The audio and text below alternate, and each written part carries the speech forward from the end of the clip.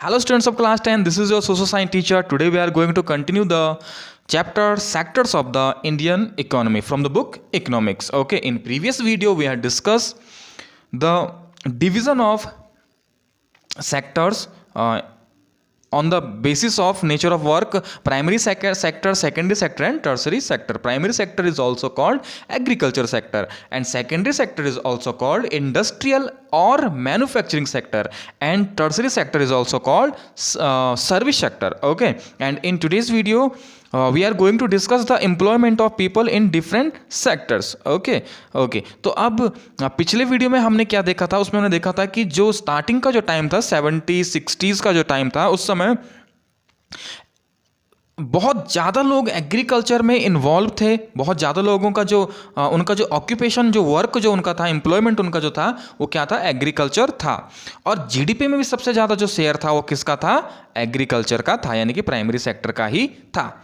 लेकिन उसके बावजूद हमने देखा कि बाद में धीरे धीरे क्या हुआ कि वक्त के बदलते जो प्राइमरी सेक्टर है वो तो ग्रो नहीं हुआ, लेकिन जो टर्सरी सेक्टर है वो बहुत ज़्यादा ग्रो हो गया और टर्सरी सेक्टर का जीडीपी में सबसे ज़्यादा कंट्रीब्यूशन हो गया।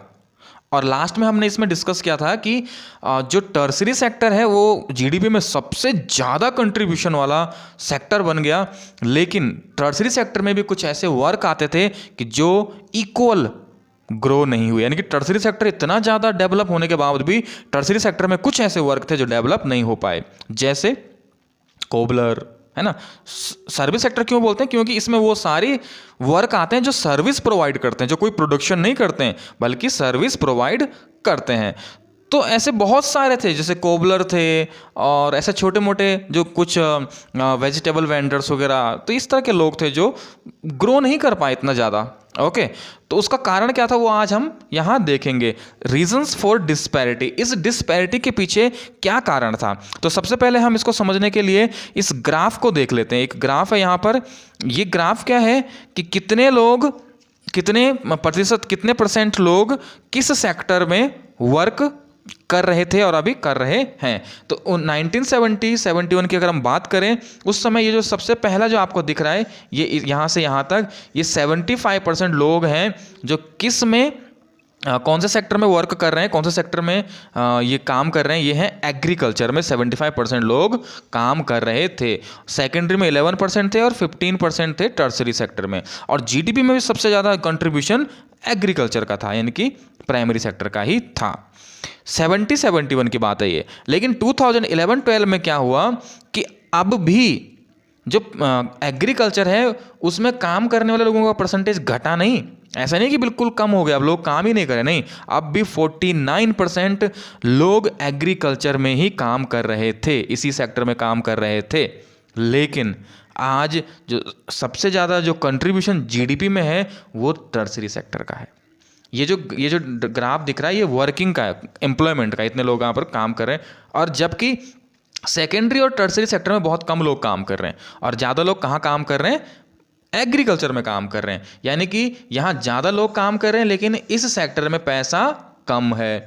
यहाँ कम लोग काम कर रहे हैं लेकिन यहाँ पैसा सबसे ज़्यादा है।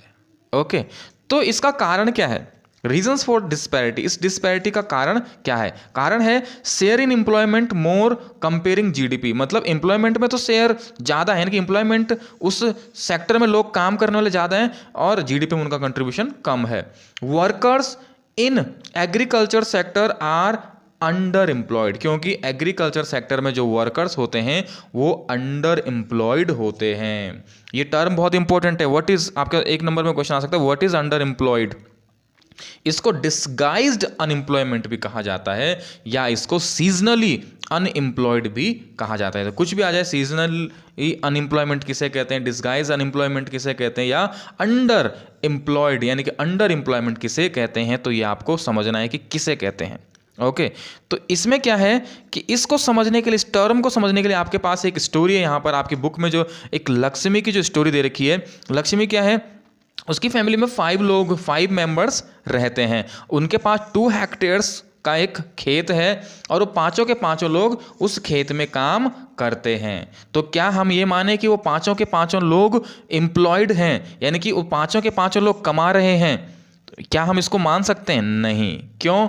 क्योंकि उस खेत में अगर 2 लोग भी काम करें तो भी काम हो सकता है, लेकिन जहाँ 2 लोगों को काम करना चाहिए था वहाँ 5 लोग काम कर रहे हैं, और जो खेत की से जो उनकी इनकम है वो फिक्स है, बट वो इनकम 5 लोगों में बंट रही है, जबकि उसका शेयर 2 लोगों में जाना चाहिए था। यानी कि 3 लोग वहाँ ज़बरदस्ती हैं, यानी कि वो पाँचों लोग क्या कर रहे हैं, अब 2 लोगों का काम 5 में बंट गया, तो वो काम अब पूरी तरह से नहीं कर रहे हैं, मीन्स अपने फुल पोटेंशियल के साथ वो काम नहीं कर रहे हैं। इसी को अंडर एम्प्लॉयमेंट कहा जाता है। जब कोई व्यक्ति अपनी फुल कंप्लीट पोटेंशियल के साथ कोई काम नहीं करता है तो उसको अंडर एम्प्लॉयमेंट कहा जाता है। जैसे आपने देखा होगा कि कुछ लोग क्या होते हैं, कैजुअल लेबर्स होते हैं। अब उसको 1 महीने का, उसको तो पर डे काम चाहिए, लेकिन उसको महीने में 15 दिन काम मिल रहा है, 15 दिन नहीं मिल रहा है। सीजनली अनएम्प्लॉयमेंट क्या होता है, कुछ लोग होते हैं जो सीजन्स पे काम करते हैं, जैसे कि विंटर आने पर हो सकता है कि वो कुछ ऐसे रेडी वगैरह लगा लें, और समर आने पर वो आइसक्रीम वगैरह सेल करें, लेकिन उनके पास कंप्लीट वर्क नहीं है, ऐसा सीजनली वो क्या है, अंडर एम्प्लॉयड हैं। उसके बाद उसी में आपके पास कहानी में दे रखा है सुखाराम की कहानी, कि अब इसको डिस्गाइज्ड एम्प्लॉयमेंट कहते हैं, कि जहाँ पर एक व्यक्ति where a person not work with the full of potential, okay, यानी कि पूरे पोटेंशियल के साथ वो वर्क नहीं करता है। अब यहीं पर सुखाराम का एग्जांपल दे रखा है कि इसको अनडिस्गाइज एम्प्लॉयमेंट को दूर कैसे किया जाए। तो उसने क्या किया कि उन 5 लोगों में से 3 लोग सुखाराम के खेत में काम करने चले जाते हैं। अब लक्ष्मी के खेत में जो है वहाँ पर 2 ही लोग क्या करते हैं, काम कर रहे हैं, 2 ही लोगों से वो काम हो जाएगा। लेकिन अब जो 3 लोग सुखाराम के खेत में गए तो उससे क्या हो गई, उनकी इनकम बढ़ गई।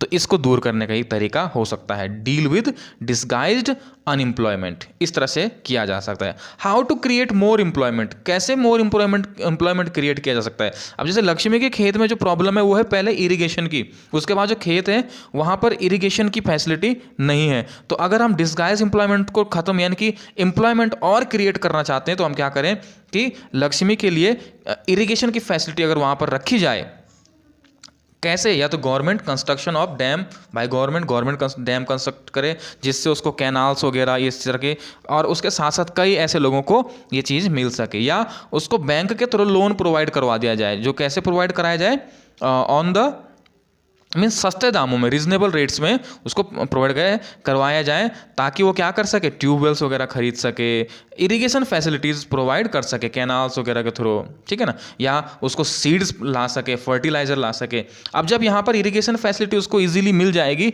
तो वहाँ पर प्रोडक्शन बहुत ज़्यादा होगा, तो कई लोग उस जगह एम्प्लॉयमेंट उनको मिल सकता है, वो काम कर सकते हैं। ओके, अब जब वहाँ प्रोडक्शन अच्छा होगा तो अब उसको मार्केट सेल करने के लिए ट्रांसपोर्ट चाहिए होगा, तो यहाँ ट्रांसपोर्ट में लोगों को काम मिल जाएगा, इरिगेशन में यहाँ काम मिल जाएगा, यहाँ पर किसी और चीज़ में काम मिल जाएगा, ठीक है ना। इस तरह से कई लोगों को बैंक में काम मिल जाता है। ओके, अनदर वे क्या है, स्मॉल स्केल इंडस्ट्री अगर डेवलप की जाए तब भी डिस्गाइज्ड अनएम्प्लॉयमेंट को खत्म किया जा सकता है। जैसे कोल्ड स्टोरेज, अब प्रोडक्शन अच्छा होगा तो उसके लिए क्या चाहिए, स्टोरेज बनाना पड़ेगा, तो वहाँ पर भी लोगों को जॉब मिल जाएगी। हनी कलेक्शन है, जैसे जो लोग क्या करते हैं, हनी बीज के थ्रू हनी कलेक्ट करने का काम करते हैं, ऐसे हनी कलेक्शन सेंटर बनाए जाएँ। Working on area where possibility employment, या फिर किसी ऐसे क्षेत्र में गवर्नमेंट को काम करना चाहिए कि जहाँ पर एम्प्लॉयमेंट डेवलप किया जा सके। जैसे एजुकेशन, कि गवर्नमेंट को क्या एक इसेंशियल सर्विस है, गवर्नमेंट को क्या करना है, बहुत सारे स्कूल बनाने हैं और वहाँ पर टीचर्स अवेलेबल करवाने हैं। तो इस तरह से यहाँ पर काम का एजुकेशन के क्षेत्र में काम किया जा सकता है। हेल्थ एंड टूरिज्म, हॉस्पिटल बहुत सारे बना के वहाँ पर बहुत सारे लोगों को क्या मिल जाएगा, एम्प्लॉयमेंट मिल जाएगा। टूरिज्म डेवलप करके वहाँ पर कई लोगों को रोजगार मिल जाएगा। तो ये इस तरह से जो है एम्प्लॉयमेंट क्रिएट किया जा सकता है, और डिस्गाइज्ड अनएम्प्लॉयमेंट जैसी कंडीशन को खत्म किया जा सकता है, इससे डील किया जा सकता है, और बहुत ज़्यादा एम्प्लॉयमेंट क्रिएट किए जा सकते हैं। उसके बाद एक और टर्म आपके पास आता है नरेगा। ये नरेगा, NREGA, नरेगा, इसका नाम, इसको 2005 में, यानी कि अगर हम बात करें कि अनएम्प्लॉयमेंट जो होता है, यानी कि डिस्गाइज अनएम्प्लॉयमेंट कहें, या बेरोजगारी दूर करने के लिए कहें, या डिस्गाइज यानी कि जहाँ पर लोगों को क्या है, थोड़ा बहुत काम मिल, डिस्गाइज का मतलब लोगों को मीन्स महीने में 15 दिन काम मिल रहा है, 15 दिन मिल ही नहीं रहा है, तो आप 15 दिन वो क्या करेंगे, ठीक है ना। तो ऐसी स्थिति से, या जिनके पास बिल्कुल रोजगार नहीं, ऐसी स्थिति से निपटने के लिए ये तो चीज़ें की जा सकती हैं। लेकिन गवर्नमेंट ने क्या किया है अभी तक, तो गवर्नमेंट ने सबसे पहले एक ये स्कीम लाई, एक प्रोजेक्ट लाई नरेगा 2005 में, ठीक है ना, इसको लाया गया। ये था राइट टू वर्क, यानी कि गवर्नमेंट की ड्यूटी है, रिस्पॉन्सिबिलिटी है कि किस जो व्यक्ति के पास काम नहीं उसको काम देना पड़ेगा। ओके, इस लॉ को लाया गया बाय सेंट्रल गवर्नमेंट। बाद में इसका नाम बदल के मनरेगा किया गया। ठीक है ना, क्या किया गया, इसका नाम बदल के मनरेगा कर दिया गया। इसका मतलब है Mahatma Gandhi national rural employment guarantee act, इसका नाम है। ठीक है, इसको लाया गया। इसमें क्या किया गया, मीन्स गवर्नमेंट की रिस्पॉन्सिबिलिटी है कि जिस व्यक्ति के पास काम नहीं उसको काम देना पड़ेगा। ये लॉ है, मीन्स देना होगा उसको, उसके पास काम करने का अधिकार है, राइट टू वर्क। तो इसमें इसके तहत क्या दिया गया, 100 डेज ऑफ एम्प्लॉयमेंट, 1 ईयर, एक साल में, मीन्स 365 डेज में 100 डेज का काम देना ही पड़ेगा गवर्नमेंट को। आपने देखा होगा जिसको रोजगार गारंटी भी कहते हैं, तो उसमें लोग गांव में लोग काम करते हैं तो उसको मनरेगा का उसको कहा जाता है। अगर ऐसा गवर्नमेंट ना कर पाए तो अनएम्प्लॉयमेंट अलाउंसेज, यानी कि बेरोजगारी भत्ता गवर्नमेंट को देना पड़ेगा। लेकिन इसमें क्या है कि एक साल के अंदर अंदर मीन्स 100 दिन का काम देना पड़ेगा। लेकिन काम कैसा काम देना होगा, जैसे कि गांव में ही, मीन्स जो लैंड वगैरह नेचर से, मीन्स जिसमें लेबर एफर्ट किया जा सके, इस तरह का काम। जैसे कहीं पर क्या है, कुछ इस तरह के रोड कंस्ट्रक्ट करवा के, छोटे छोटे जो रास्ते हैं वो कंस्ट्रक्ट करवा के, कहीं पर पानी के जो सोर्सेज हैं वो कंस्ट्रक्ट करवा के, तो इस तरह के काम दिए जाएंगे। ओके, तो ये गवर्नमेंट ने किया है। अब ये तो हो गया, एक जो हमने डिवीजन देखा वो था नेचर ऑफ वर्क, जो था प्राइमरी, सेकेंडरी, टर्सरी। अब उसी चीज को हम दूसरे तरीके से भी देख सकते हैं, division of sector as organised and unorganised. यानी कि इस सेक्टर को एक तरीके से तो हमने प्राइमरी, सेकेंडरी, टर्सरी में कर दिया, दूसरा तरीके से हम देखें तो ऑर्गेनाइज और अंडर अनऑर्गेनाइज भी इसको हम डिवाइड कर सकते हैं।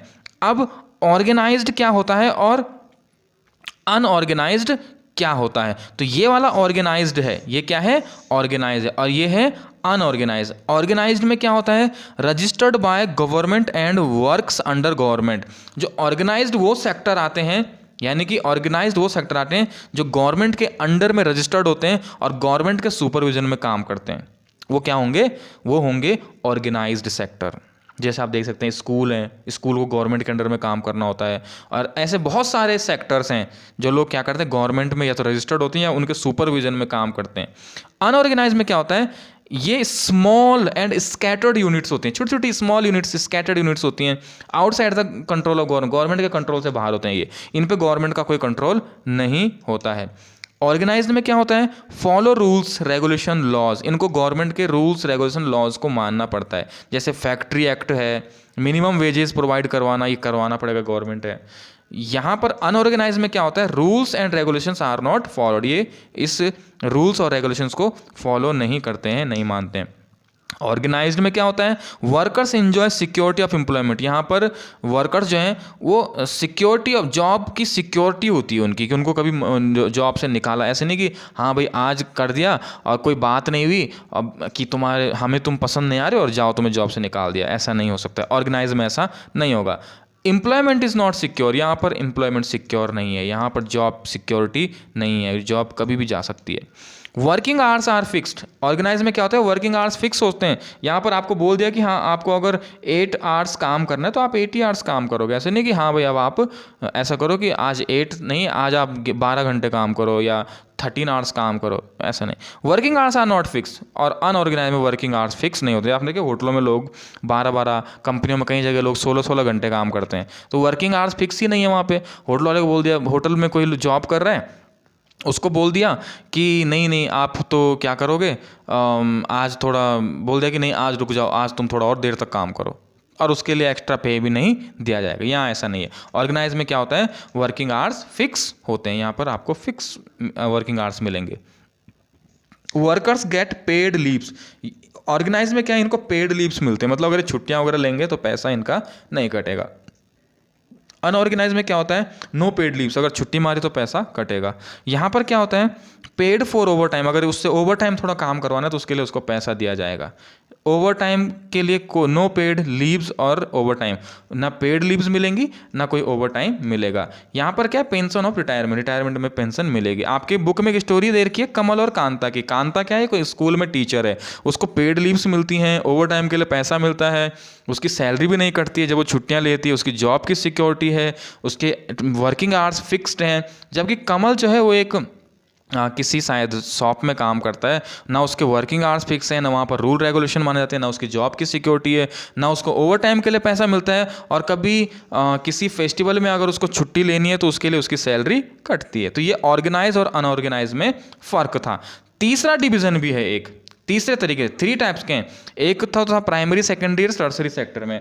दूसरा डिवीज़न हमने देखा ऑर्गेनाइज और अनऑर्गेनाइज के तरीके से। अब तीसरा है सेक्टर्स ओनरशिप के बेस पे, कि किसी भी सेक्टर का मालिक कौन है, ओनर कौन है। इस बेस पे 2 सेक्टर हैं, private and public. Private sector तो प्राइवेट ही होता है, पब्लिक सेक्टर एक हिसाब से गवर्नमेंट सेक्टर होता है। अब हम देखेंगे, सबसे पहले हम देखेंगे कि पब्लिक सेक्टर में क्या है। Government owns most of the assets and provide all the service. यहाँ पर गवर्नमेंट ही मालिक होती है, किसी भी काम को कर रही है तो उसकी मालिक कौन होगी, गवर्नमेंट होगी, और सारी सर्विसेज गवर्नमेंट प्रोवाइड करवाती है। जैसे रेलवेज, आपने देखा होगा रेलवे का मकसद, रेलवे का किराया कम क्यों है, क्योंकि रेलवे का मकसद, रेलवे गवर्नमेंट के अंडर में, मीन्स गवर्नमेंट सर्विस प्रोवाइड कर रही है उसको, ठीक है। अब देखो होगा बसेज वगैरह जो है, टैक्सी वगैरह, जो भी गाड़ियाँ और बाकी हैं, उनमें किराया बहुत महंगा होता है, लेकिन जो ट्रेन है उनमें किराया बहुत सस्ता होता है। उसका कारण क्या है, वो गवर्नमेंट, उसके ओनर, उसका ओनर कौन है, गवर्नमेंट है। गवर्नमेंट वहाँ पैसा कमाने के लिए रेलवे नहीं बना रखी है, वो सर्विस प्रोवाइड, इसेंशियल सर्विस है, वो लोगों को एक साथ प्रोवाइड करवाने की, सभी लोगों को फायदा मिल सके जिससे, ठीक है ना। तो गवर्नमेंट वो सर्विस प्रोवाइड कर रही है, प्रॉफिट के लिए वो काम नहीं कर रही गवर्नमेंट वहाँ पर, ठीक है। और जो टैक्सी वगैरह होती हैं, ये क्या करते हैं, सर्विस, इनका मकसद नहीं प्रोवाइड करना, इनका मकसद है पैसा कमाना, प्रॉफिट अर्न करना। तो यहाँ पर ओन्स कौन होता है, ओनर है, गवर्नमेंट होती है। प्राइवेट ओनर ओन्स, यहाँ पर प्राइवेट ओनर कोई ओन्स होगा, ठीक है ना, उसका मालिक होगा ऑफ द एसेट एंड वही सर्विस प्रोवाइड करे, जैसे टिस्को, ठीक है ना।